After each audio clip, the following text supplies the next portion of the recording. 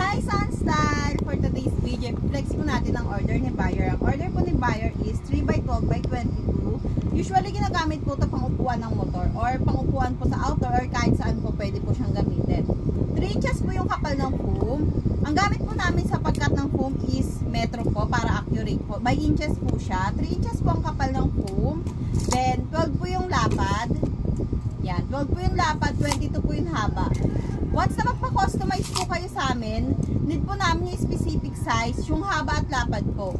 Yung haba po, kailangan nyo pong sukatin, actual po, pati yung lapad po. Para po accurate po yung pagkakat namin ng foam at makut din po namin kung ano po yung tamang price para sa inyo.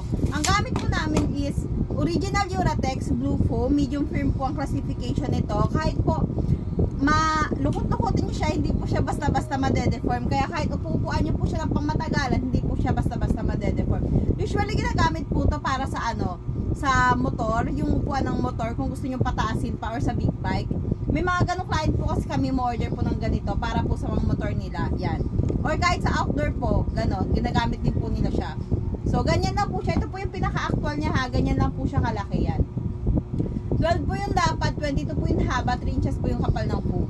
Blue foam, medium firm po siya, original Uratex po. Customize lang po siya based po sa request ng buyer.